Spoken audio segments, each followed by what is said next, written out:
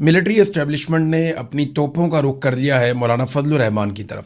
فضل الرحمان صاحب نے ایسا کیا کر دیا کہ سارے کے سارے مل کر انہیں پڑ گئے ہیں۔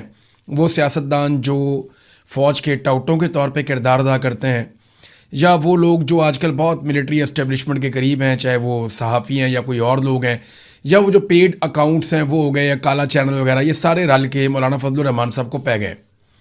اس کی وجہ کیا ہے کہ فضل الرحمان صاحب نے ایک تقریر کی حال ہی میں، اور جو تقریر کی اس میں 4 سے 5 ایسی باتیں ہیں جو پاکستان کے اس وقت موجودہ ملٹری رجیم کو چبھ گئیں، یا آپ کہیں تو عاصم منیر صاحب کو یا ان کے لیے کام کرنے والے جرنیلوں کو یہ 4-5 باتیں چبھ گئیں۔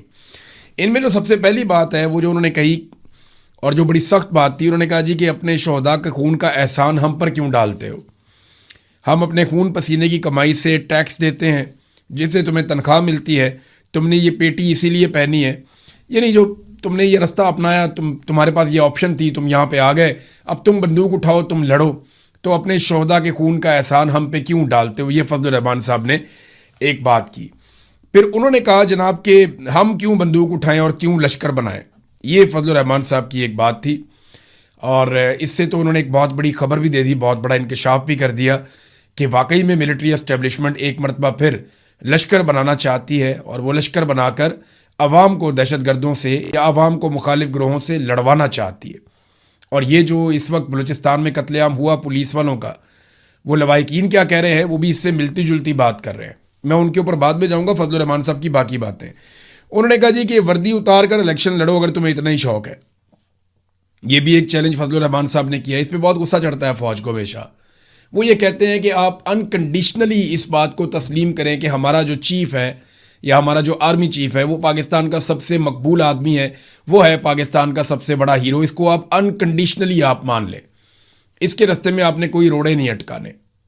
یہ ہمیشہ سے ایک ہیروئزم، ایک ہیرو گیری کا شکار رہتے ہیں، لیکن معاملہ یہ ہے کہ گراؤنڈ ریئلٹی یہ نہیں ہوتی۔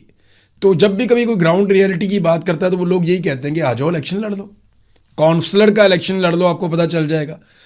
جب پرویز مشرف، جن کو بہت زوم تھا اپنی مقبولیت کا، جب انہوں نے الیکشن لڑا تو پورے پاکستان میں ایک سیٹ ملے گی انہیں، وہ بھی چترال میں کہیں جا کر ایک سیٹ انہیں دلوائی گئی تھی کہ چلو ایک آدھی سیٹ تو مل جائے۔ ایک دور تھا وہ یہ فیصلہ کرتا تھا کہ کون حکومت کرے گا، کون حکومت نہیں کرے گا، کس کو کتنی سیٹیں دلوانی ہے، کون سی جماعت کہاں سے نکال کے کیسے بنانی ہے۔ ایک دور وہ بھی تھا نا، ایک دور وہ تھا کہ پرویز مشرف نے اپنی پارٹی بنائی، الیکشن لڑا ایک سیٹ، اور وہ بھی دلوائی گئی جا کے چترال سے پہاڑوں کے اوپر۔ تو وہ جو فضل الرحمان صاحب نے کہا نا کہ وردی اتار کے الیکشن لڑو، لگ پتہ جائے گا آپ کو، تو اس سے بڑی تکلیف ہوتی ہے۔ پھر انہوں نے کہا جی کہ یہ جو ملٹری اسٹیبلشمنٹ کی جتنی حکمت عملی ہے یا ان کا جو بیانیہ ہے وہ مکمل طور پہ تباہ ہو چکا ہے، امن و امان ناپید ہے۔ خیبر پختونخوا اور بلوچستان کے معاملات انہوں نے کھول کر رکھ دیے۔ پھر فائنلی انہوں نے ایک اور بات کہی کہ پاکستان کے تعلقات ہماری حرکتوں کی وجہ سے خراب ہو رہے ہیں، ہمارے آس پاس جتنے ممالک ہیں ان سب کے ساتھ ہم نے اپنے تعلقات برباد کر دیے ہیں، بلکہ ہم نے دھوکہ دیا ہے۔ فضل الرحمان صاحب نے آئینہ دکھایا۔ اب اس بات پہ نا بہت غصہ آیا، اور سارا کا سارا سوشل میڈیا کے اوپر جتنا گند بلا اکٹھا کیا تھا ملٹری اسٹیبلشمنٹ نے، کالا چینل بنایا، بہت سارے لوگ اس کے اندر ہائر کیے، بہت سارے ٹاؤٹس بنائے، بہت سارے لوگوں کو اپنے ساتھ اکٹھا کیا، ہم خیال گروپس بنائے، ان ساروں کو فضل الرحمان کے اوپر چھوڑ دیا گیا۔ فضل الرحمان کے بھائی نے ایک سٹیٹمنٹ دیا ہے، اور سٹیٹمنٹ یہ دیا، تم طاقتور ہو تو سچ سننے کا حوصلہ بھی کر لیتے، اپنے پے رول پر رہنے والے ڈیجیٹل چینل سے زبردستی ٹویٹس اور پوسٹیں کروانے بلکہ گالیاں دلوانے اپنے لے پالک سیاسی ورکرز اور اپنے نوکر صاحبان جبہ و دستار سے فضل الرحمان کو گالیاں دلوانے سے بہتر تھا کہ جو انہوں نے کہا اس کا جواب دیتے۔ بلوچستان، خیبر پختونخوا، فاٹا، سندھ، کشمیر، سب پاکستانیوں کو امن دینا کس کا کام ہے؟ تمہارا کام ہے۔ وردی کس نے پہنی ہے؟ تم نے پہنی ہے۔ عوام کے ٹیکس سے تنخواہ کون لیتا ہے؟ تم لیتے ہو۔ جنگ اور فساد میں لڑنے اور جان دینے کا حلف کون لیتا ہے؟ تم۔ تو لشکر بنا کر بندوق برداروں سے قوم کیوں لڑے؟ بندوق برداروں کے خلاف بندوق قوم کیوں اٹھائے؟ اگر لشکر بن بھی گئے تو تمہارے پاس تو قلعے ہیں، بندوق ہے، ٹینک ہیں، جہاز ہیں، ان کے خلاف لڑنے کا آئینی اور قانونی اختیار ہے، لیکن اس لشکر اور اس قوم کو اب اور بعد میں تحفظ کون فراہم کرے گا؟ یہ بات ٹھیک ہے، میں نے آپ کو پچھلے ویلاگ میں کہی تھی کہ اس سے پہلے جتنے لشکر بنائے گئے نا، ان لشکروں نے دہشت گردوں کا خاتمہ کیا، بلکہ زیادہ لڑائی لشکروں نے لڑی. فوج تو لڑائی اتنی لڑتی بھی نہیں تھی. دہشت گردوں کا وہ کیا مقابلہ کرے گی اپنے علاقوں کے اندر، اپنے شہروں کے اندر؟ انہیں تو وہاں سمجھ بھی نہیں آتی تھی. ان علاقوں کے بارے میں جو لوگ جانتے تھے انہوں نے لشکر بنائے اور وہ دہشت گردوں سے لڑے. لیکن ہوا کیا؟ بعد میں ان کا قتل عام ہوا. دہشت گرد تو اس وقت ہار گئے، لیکن بعد میں ٹارگٹ کلنگ شروع ہو گئی، اور اس لشکر میں شامل لوگوں کو ایک ایک کر کے، کوئی بازار میں جا رہا ہے، کوئی گاڑی پہ جا رہا ہے، کوئی کہیں جا رہا ہے، کوئی ٹریول کر رہا ہے، کوئی گھر میں ہے، انہیں ٹارگٹ کلنگ کیا گیا، ان سب کو مارا گیا. اور یہ ساری چیزیں رپورٹ ہوئی ہیں، میں آپ کو ان کی پوری ایک تفصیلی رپورٹ دوں گا. پھر وہ یہ کہتے ہیں انہیں تحفظ بعد میں کون فراہم کرے گا؟ جس قوم کو تم نے خود ڈی ویپنائز کر کے دہشت گردوں کے رحم و کرم پہ چھوڑا ہے، ان کو دوبارہ اسلحہ دے کر واپس کیسے لوگے؟ قوم کی جو دشمنی وجود میں آئے گی اور اس میں جو نسلیں برباد ہوں گی، اس کا حساب کون دے گا؟ اور ان غیر ریاستی لشکروں سے پھر باقی قوم کو تحفظ کون دے گا؟ جیسا کہ خیبر پختونخوا کے چند اضلاع میں ہو رہا ہے. پھر ایک اور پرابلم بھی ہے نا، یہ تو بعد میں صلح بھی کر لیتے ہیں. یہ تو آج کہتے ہیں بیٹھ طالبان ہے، کل کہتے ہیں گڑ طالبان ہے. کل دوبارہ ان کی دہشت گردوں سے صلح ہو جاتی ہے تو وہ دہشت گرد آ کے ان لوگوں کو نہیں ماریں گے جو ان کے کہنے پہ پہلے دہشت گردوں کو مار رہے تھے. یہ بھی بڑا پرابلم ہے. مولانا صاحب یہی پوچھ رہے ہیں، تو کیا غلط پوچھ رہے ہیں؟ جواب تو دینا ہوگا اور دلیل سے دینا ہوگا. اور ہاں، تمہارے زر خرید چینلوں، لے پالک یتیم سیاسی کارکنوں اور غلام مولویوں سے یہ نہیں ہو پائے گا. تمہیں خود مولانا کی للکار کا جواب دینا ہوگا. مولانا کی للکار کا ٹرینڈ چل رہا ہے. ویسے فضل الرحمان کی پارٹی کو شاباش ہے، انہوں نے کافی پنگا لیا ہے، اور ملٹری اسٹیبلشمنٹ سے ان کی جو اب لڑائی ہوئی ہے تازہ، اس کے ریزن بھی ہیں. دیکھیں نا، فضل الرحمان صاحب کو ایک تو اقتدار میں حصہ نہیں ملا، جو بڑی سخت زیادتی ہے. انہوں نے بڑی خدمات سر انجام دی تھی رجیم چینج آپریشن میں، لیکن اس کے مطابق انہیں سیٹیں نہیں دی گئیں. بنتا تو یہ تھا کہ جب فارم 47 بانٹے جا رہے تھے تو فضل الرحمان صاحب کو 30-40 فارم 47 بانٹ کے ان کی دلی خواہش پوری کی جاتی، انہیں صدر پاکستان بنایا جاتا. وہ نہیں کیا گیا. تو یہ بڑی تکلیف دہ چیزیں ہوتی ہیں. یہ درد وہی سمجھتا ہے جو اس درد سے گزرا ہوتا ہے. اب فضل الرحمان صاحب کو اور ان کی پارٹی کے لوگوں کو کہا جاتا ہے یہ لشکر بناؤ. انہوں نے پول کھول دیا. اور یہ لشکر بنانے کے بارے میں یہ جو قتل عام ہوا ہے نا پولیس والوں کا، سیکیورٹی اہلکاروں کا زیارت میں کوئٹہ کے قریب، یہ واقعات اسی سلسلے کی ایک کڑی بتائے جاتے ہیں. یہاں پہ لواحقین جو ہیں وہ ابھی بھی لاشیں رکھ کر سڑکوں پہ بیٹھے ہوئے ہیں، اور ریاست کو کسی قسم کا کوئی احساس نہیں ہے. کوئی اس پہ بات کرنے کو بھی تیار نہیں ہے. پاکستان کے میڈیا کو اجازت ہی نہیں ہے کہ وہ اس کے اوپر بات کرے. وہاں خواتین بھی آ گئی ہیں لواحقین کے ساتھ، اور وہ یہ بتا رہی ہیں، خواتین نے وہاں تقریر کرتے ہوئے کہا کہ 2 کلومیٹر دور ایف سی کا قلعہ تھا اور وہاں پہ بھاری ایف سی کی نفری اور ہتھیار تھے، مگر کوئی نہیں آیا. یہ شہید محمد آصف کی ایک رشتہ دار ہے، وہ بتا رہی تھی کہ نہ تو یہ خود آئے ایف سی والے مدد کرنے کے لیے، فوج یا ادارے خود بھی نہیں آئے، اور اسلحہ پہنچانے والوں کو بھی وہاں جانے نہیں دیا گیا. اور وہ کہتے ہیں ہمارے قصور یہ ہے کہ بلوچستان منرلز سے بھرا ہوا ہے، معدنیات ہیں بہت زیادہ وہاں پہ، اور آپ اسے ہڑپ کرنا چاہتے ہیں. دہشت گردوں نے ہمارے پیاروں کے چہروں پر تیزاب پھینکا. ایسا ظلم تو فلسطین میں بھی نہیں ہوتا. تو ہم دعا کرتے ہیں کہ یہ آخری شہدا ہوں پولیس کے، سیکیورٹی فورسز کے. لیکن یہ لیویز کے ساتھ، پولیس کے ساتھ لگاتار ہو رہا ہے، لمبے عرصے سے ہو رہا ہے. تو ناظرین، فضل الرحمان صاحب کی تازہ لڑائی ہوئی ہے، اور لڑائی کا ریزن یہ ہے کہ ملٹری اسٹیبلشمنٹ نے فضل الرحمان صاحب کو دھوکہ دیا. جو ان کے ساتھ چیزیں طے ہوئی تھی وہ نہیں کی، اور اب فضل الرحمان صاحب سے ڈو مور کی ڈیمانڈ کر رہے ہیں. تو باری باری سب کی باری ہے. اگر سارے اکٹھے ہو کر نہیں لڑیں گے تو یہ سب کو باری باری ماریں گے. یہ بات تو سچ ہے. ابھی تک عاصم منیر صاحب نے کس کس سے لڑائی کی اور کس کس کو فتح کر دیا ڈرا کر دھمکا کر، اور کون کون ایسا ہے جس نے سرنڈر نہیں کیا، وہ میں آپ کو بتاتا ہوں. آرمی چیف بننے کے بعد انہوں نے یہ جو لڑائی کی، ایک تو انہوں نے پیپلز پارٹی اور پی ایم ایل این نے تو فوری طور پہ سرنڈر کر دیا. پی ایم ایل این اور پیپلز پارٹی کو انہوں نے فتح کر لیا، اور ان جماعتوں نے مکمل طور پہ ملٹری اسٹیبلشمنٹ یا آرمی چیف کے سامنے سرنڈر کیا ہے. بلکہ اس لیول کا سرنڈر کیا ہے جو تاریخ میں کسی اور پولیٹیکل پارٹی نے نہیں کیا. آج آصف علی زرداری جو انقلابی بنا پھرتا تھا، وہ یہ کہتا ہے اپنے جلسوں میں کہ جناب ہم اسٹیبلشمنٹ کے ہاتھ مضبوط کریں گے. بلاول بھی اسی طرح کی تقریریں کرتا ہے، جبکہ نواز شریف جو ہے اس کو چپ کا روزہ لگ گیا ہے، اور شہباز شریف اقوام متحدہ تک میں جا کر فیلڈ مارشل کی گردان کرنے سے باز نہیں آتا. تو انہوں نے منہ کے اندر جوتا دبایا ہوا ہے اور پالش میں لگے ہوئے ہیں. تو اب عاصم منیر صاحب کا تازہ مقابلہ تو فضل الرحمان سے ہے، لیکن ابھی تک جو ان کے مقابلے ہوئے نا اس میں پہلا مقابلہ انہوں نے عمران خان کے ساتھ کیا، عاصم منیر نے. تو اس مقابلے کے نتائج یہ ہیں کہ ابھی تک عمران خان ناقابل شکست ہے، وہ ہار نہیں رہا بلکہ اس نے جیل سے بیٹھ کر عاصم منیر صاحب کو بدترین شکست دی 2024 کے فروری کے انتخابات میں. دوسرا مقابلہ عاصم منیر صاحب کا ہوا تحریک لبیک سے ٹی ایل پی والوں سے، اور اس مقابلے میں بھی ایسا لگتا ہے کہ وہ دونوں بھائی ہار ماننے کو تیار نہیں ہیں. انہیں ابھی تک جبری طور پہ لاپتہ رکھا گیا ہے، اور کبھی کبھی وہ زور لگاتے ہیں، کبھی سوشل میڈیا پہ، کبھی کسی اور طریقے سے، لیکن پی ٹی آئی نے ان سے بہت بہتر لڑائی لڑی ہے. تیسرا مقابلہ مہارنگ بلوچ کے ساتھ ہوا عاصم منیر صاحب کا. وہ آزادی اظہار رائے کا استعمال کرتے ہوئے انسانی حقوق مانگ رہی تھی بلوچستان کے لوگوں کے لیے، تو انہیں جیلوں میں ڈال دیا گیا اور انہیں لمبی لمبی سزائیں سنا دی گئیں، مہارنگ بلوچ کو اور ان کے ساتھیوں کو. تو وہاں پہ بھی وہ لوگ ہار نہیں مان رہے.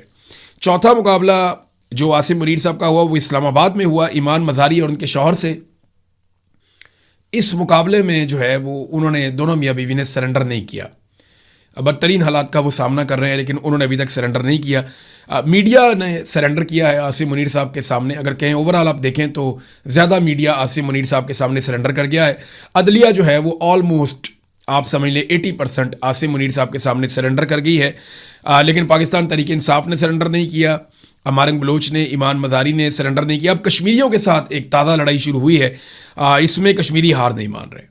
یہاں برطانیہ میں کشمیریوں نے ریکارڈ احتجاج کیا، تاریخی احتجاج کیا، اور کشمیری آزاد کشمیر میں بھی ڈٹ کر کھڑے ہیں، تو وہ بھی ہار نہیں مان رہے. اب تازہ لڑائی جو آخری ابھی شروع ہوئی ہے عاصم منیر صاحب کی وہ ہے فضل الرحمان صاحب سے. تو دیکھتے ہیں کہ فضل الرحمان صاحب کب تک لڑ پاتے ہیں. فضل الرحمان صاحب ایسے لمبی لڑائی کبھی بھی نہیں لڑتے. انہوں نے تو پرویز مشرف سے بھی لمبی لڑائی نہیں لڑی تھی، وہ بیچ میں کہیں نہ کہیں. اور فضل الرحمان صاحب تب تک لڑتے بھی نہیں ہیں جب تک کہ انہیں پوری طرح یقین نہ ہو جائے کہ اب لڑائی لڑنے کا وقت آ گیا ہے. یا تو عاصم منیر صاحب کا جو مکمل فیلئر ہوا ہے ان کے رجیم کا، انہوں نے پاکستان کی ہر شے کو تہو بالا کر کے تباہ کر دیا ہے اور اس رجیم کو کوئی کامیابی نہیں ملی. اس کی وجہ سے شاید بہت زیادہ انٹرنل ایک رد عمل ہے اور فضل الرحمان صاحب اس صورتحال کو بھانپ گئے ہیں. ورنہ فضل الرحمان صاحب موقع محل دیکھے بغیر کبھی بھی لڑائی میں اترتے نہیں ہیں. یہ بات ہم سب بڑی اچھی طرح جانتے ہیں. ناظرین، سہیل افریدی صاحب، بلکہ خواجہ آصف صاحب نے جو سٹیٹمنٹ دیا پہلے ذرا وہ آپ دیکھ لیں. بڑا سخت سٹیٹمنٹ خواجہ آصف نے دیا فضل الرحمان کے خلاف.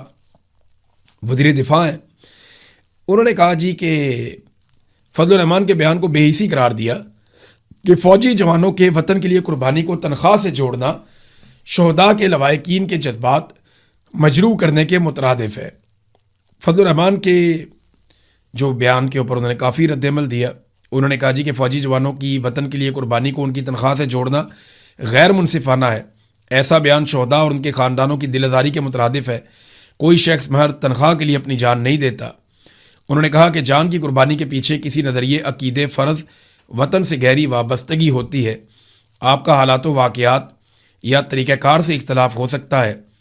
نظریے، وابستگی، محبت، قربانی کی توہین آپ نہ کریں. تو بڑی لمبا چوڑا انہوں نے ٹویٹ کیا فضل الرحمان صاحب کے خلاف. انہوں نے بولا خواجہ آصف نے، لیکن خواجہ آصف نے ماضی میں کیا بولا تھا؟ انہوں نے تو یہ بھی کہا کہ قوم کی ہڈیوں سے غدہ نکال کر کھا گئے. یہ انہوں نے فوج کو کہا تھا خواجہ آصف نے. یہ ایک اور ذرا سنیں آپ، ایک انٹرویو دیتے ہوئے خواجہ آصف نے کیا کہا، ذرا یہ بھی آپ سن لیں، آپ کو ذرا تسلی ہو جائے گی. یہ سنیے جی. انہوں نے قطر کی جنگ ہاری. آپ نے پوچھا ان سے کہ آپ نے قطر کی جنگ ہاری، 65 میں فیک جو ہے وکٹری ڈکلیئر کی، وہ پوچھا آپ نے. انہوں نے سیاچین ہارا، آپ نے پوچھا ان سے.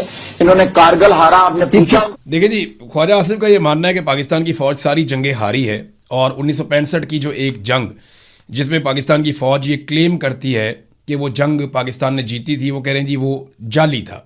وہ جو ان کا دعویٰ تھا کہ 1965 کی جنگ جیتی ہے، خواجہ آصف کے بقول وہ دعویٰ جھوٹا تھا، فوج نے غلط بات کی ہے. اچھا، اس کے علاوہ خواجہ آصف کا یہ ماننا ہے، اور یہ بات سچ بھی ہے، کہ سیاچن پہ انڈیا نے قبضہ کیا، وہ پاکستان کا تھا، وہ انڈیا نے کنٹرول کر دیا اسے. بہت ساری چوٹیاں وہ لے گیا اور ان کو پتہ ہی نہیں چلا. پھر اسی طرح کارگل میں جنگ ہارے، اور وہ واقعی ہارے ہیں، اور وہ جس طریقے سے ہارے ہیں انڈیا اس کو سیلیبریٹ کرتا ہے، آج بھی سیلیبریٹ کرتا ہے. بڑے ہمارے قیمتی جوانوں کا خون وہاں پہ بہہ گیا تھا، اور وہ ایک ایسا ایڈونچر تھا جو پرویز مشرف صاحب نے کیا. نواز شریف صاحب آج بھی روتے ہیں کہ جناب میرے ساتھ پرویز مشرف نے دھوکہ کیا تھا.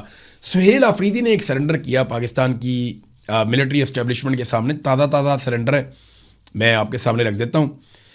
سہیل آفریدی صاحب نے کیا یہ کہ جو خیبر پختونخوا کے ڈائریکٹر اینٹی کرپشن صدیق انجم، انہیں جو ہے وہ محکمہ پروسیکیوشن کو واپس کر دیا گیا ان کی خدمات کو. اچھا یہ نا اسٹیبلشمنٹ کا بڑا دباؤ تھا. انہوں نے ایک جج صاحب جو ہیں ان کے خلاف, جو اسٹیبلشمنٹ کے بڑے پسندیدہ جج صاحب ہیں, ان کے خلاف معاملہ کیا ہوا تھا. تو کافی عرصے سے یہ ڈیمانڈ تھی, اور علی امین گنڈا پور کے دور میں تو علی امین گنڈا پور نے ان کو نہیں جانے دیا, لیکن سہیل آفریدی نے وہی کیا جو ملٹری اسٹیبلشمنٹ چاہ رہی تھی اس معاملے پہ. اب آ جائیں ناظرین, خطے کی صورتحال وہ بڑی خوفناک ہو گئی ہے. باقاعدہ ایک جنگ شروع ہو گئی ہے. ایران نے کئی بحری جہازوں کو نشانہ بنایا, اور یہ وہ بحری جہاز ہیں جنہیں امریکہ گزارنے کی کوشش کر رہا تھا عمان کے قریب سے ایک نئی راہداری میں سے. امریکہ نے ایران کی سرحد سے دور عمان کے قریب آبنۂ ہرمز میں سے ایک نیا راستہ نکالا ہے, ایک نئی راہداری بنائی ہے. وہاں پہ ان کی فورسز موجود ہیں. وہ کہتے ہیں جی ہم یہاں سے آئل ٹینکروں کو نکالیں گے. اب وہ وہاں سے نکالنا چاہ رہے تھے. ایران کہتے ہیں جی ہمارے بغیر آپ یہاں سے نہیں نکال سکتے, ہم یہ نہیں کرنے دیں گے. اور ایران سمجھتا ہے کہ یہ خلاف ورزی ہے اس معاہدے کی جو پاکستان میں ہوا تھا. بلکہ یہاں ایک سٹیٹمنٹ بھی آ گیا ہے جو اسماعیل بقائی کا سٹیٹمنٹ ہے, یہ ایئر وائی کے اوپر چھپا ہوا تھا کہ کوئی شک نہیں اسلام آباد ایم او یو ختم ہو گیا ہے.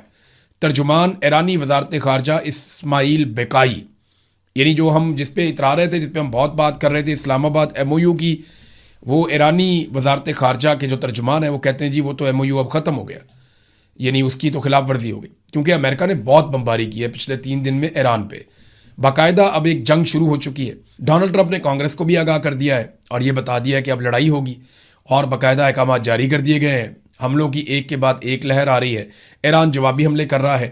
ادھر سعودی عرب نے اٹیک کر دیا ایک ایئرپورٹ پہ یمن میں, اور یمن کے جو حوثی ہیں انہوں نے اٹیک کر دیا سعودی عرب میں ایئرپورٹ کے اوپر, اور وہاں پہ کچھ آگ کے شعلے اٹھتے ہوئے دکھائی بھی دیے. لیکن سعودی سورسز یہ کہہ رہے ہیں کہ انہوں نے تمام جو میزائل مارے گئے تھے یا راکٹس مارے گئے تھے یمن کی جانب سے, ان تمام کو انہوں نے ہوا میں تباہ کر دیا. تو خطے کی صورتحال کوئی بڑی اچھی نہیں ہے, عجیب و غریب صورتحال پیدا ہو گئی ہے. یہاں ڈونلڈ ٹرمپ نے ایک سٹیٹمنٹ دیا جس کا جواب ایران نے دیا ہے. ڈونلڈ ٹرمپ نے دوبارہ اعلان کر دیا کہ آبنۂ ہرمز کی ہم ناکہ بندی کر رہے ہیں اور گزرنے والے ہر جہاز سے 20% ہم فیس وصول کریں گے. یعنی امریکہ وہاں پہ ناکہ بندی کرنے جا رہا ہے آبنۂ ہرمز کی, اور جو جہاز وہاں سے گزرنا چاہتا ہے وہ ڈونلڈ ٹرمپ کو 20% دے دے.